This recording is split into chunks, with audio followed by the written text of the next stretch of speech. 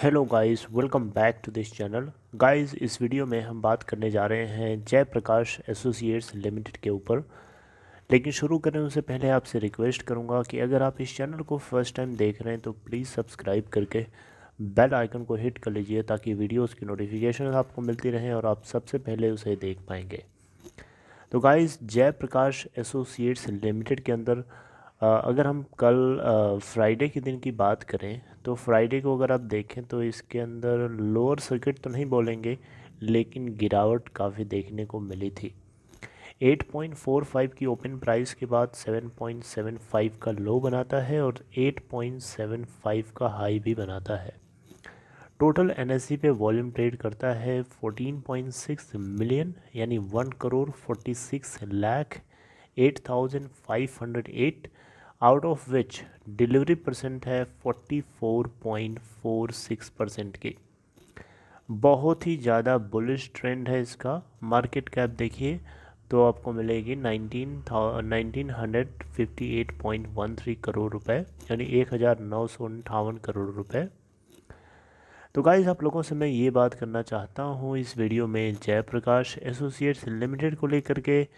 देखिए, यहाँ पे मैं आपसे बताना चाहूँगा 12 अप्रैल 2021 यानी कल के दिन, मंडे के दिन जो मार्केट ओपन होगा तो इसके अंदर आपको अपर सर्किट लगता हुआ दिखाई दे सकता है। ठीक है, दिखाई दे सकता है, शब्दों पे ध्यान दीजिएगा, क्योंकि यहाँ पे इस बात की गारंटी नहीं मैं दे रहा हूँ कि होगा ही होगा, क्योंकि एक इम्पोर्टेंट इवेंट होना है इससे रिलेटेड, जिससे आपको उम्मीद होनी चाहिए कि इसके अंदर अपर सर्किट लग सकता है। पूरी कहानी को आप समझेंगे ध्यान से, बहुत ध्यान से सुनिएगा। थोड़ा सा सॉरी, थोड़ा सा थोड़ा सा इरेगुलर हो जाने की वजह से मैं आपको वीडियोस जो है टाइमली प्रोवाइड नहीं कर पाया। तबीयत बहुत ज़्यादा ख़राब थी और अभी भी ख़राब ही है, तो फिर भी मैंने सोचा ये चीज़ जो है आपको अपडेट करनी है। बहुत सारी चीज़ें मैं अपडेट नहीं कर पाया, मिस कर दिया, so I am really really sorry for that. वैसे भी कोरोना का चक्कर चल रहा, आप लोगों को पता ही है। तो देखिए, जयप्रकाश एसोसिएट्स लिमिटेड की एक सब्सिडरी है जिसका नाम है जेपी इंफ्राटेक लिमिटेड। तो जेपी इंफ्राटेक लिमिटेड को के रिजोल्यूशन प्लान का हिस्सा एनबीसीसी और सुरक्षा रियलिटी को माना जा रहा था, लेकिन सुप्रीम कोर्ट ने क्या किया कि इनकी जो पुरानी बिड थी, या जो इनका जो रिजोल्यूशन प्लान था पुराना वाला, उसको कैंसिल कर दिया और एक रिवाइज्ड बिड प्रोड्यूस करने के लिए इनसे कहा गया था। तो एनबीसीसी और सुरक्षा रियलिटी की तरफ से अभी 4 से 5 दिन पहले डिमांड करी गई थी कि सुप्रीम कोर्ट इनको 1 महीने का टाइम पीरियड दे। 1 महीने में सोचेंगे, समझेंगे, इस बात को एनालाइज करने की कोशिश करेंगे कि एनबीसी कि जेपी इंफ्रा के अंदर पैसे लगाना क्या सेफ़ होगा, क्या सुरक्षित होगा, क्या इनको रिटर्न उतना मिल पाएगा। ये सारी बातें थी जिसके ऊपर ये एनालाइज करना चाहता था।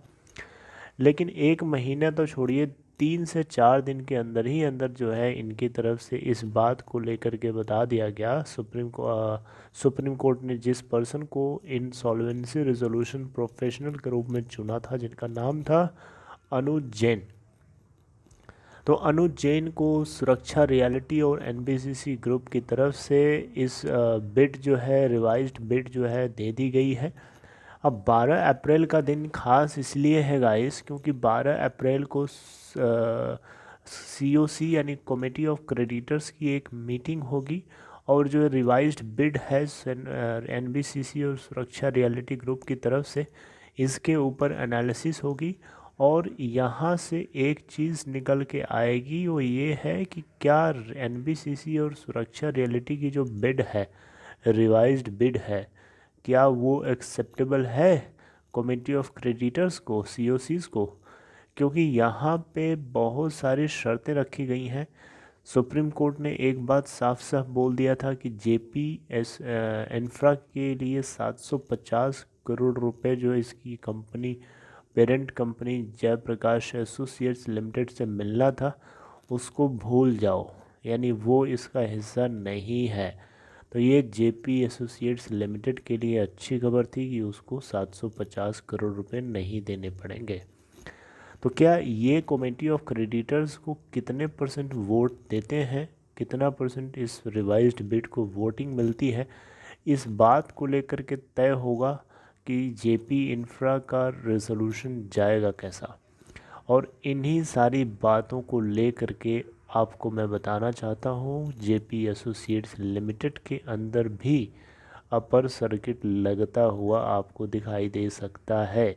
अगर सब कुछ फेवर में होता है, जेपी इंफ्रा के रेजोल्यूशन प्लान के फेवर में होता है, यानी यहाँ कमेटी ऑफ क्रेडिटर्स की वोटिंग उसी तरीके से देखने को मिलती है जिस तरीके से थर्ड राउंड में 97 पॉइंट समथिंग % मिली थी, तो ये एक अच्छा सिग्नल होगा जेपी इंफ्रा के लिए भी और जेपी एसोसिएट्स दोनों कंपनीज़ के लिए, जिसमें जेपी एसोसिएट्स लिमिटेड आपको पता है पेरेंट कंपनी है।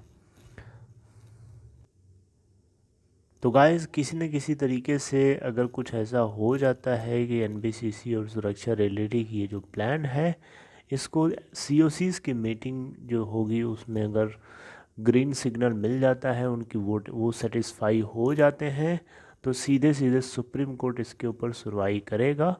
और उसकी डेट मैं आपको अभी नहीं बता पाऊँगा क्योंकि उसके बारे में अभी कुछ अपडेट नहीं है।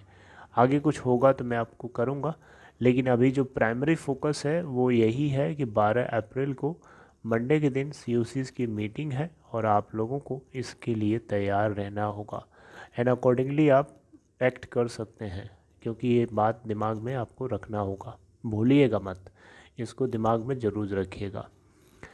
एंड इससे जुड़ी हुई कोई नई अपडेट निकलती है कल के शाम तक तो आपको अपडेट किया जाएगा। मैं अभी भी रूटीन पे नहीं आ पा रहा हूँ क्योंकि अभी तबीयत थोड़ी सही नहीं है and I am really sorry for that guys.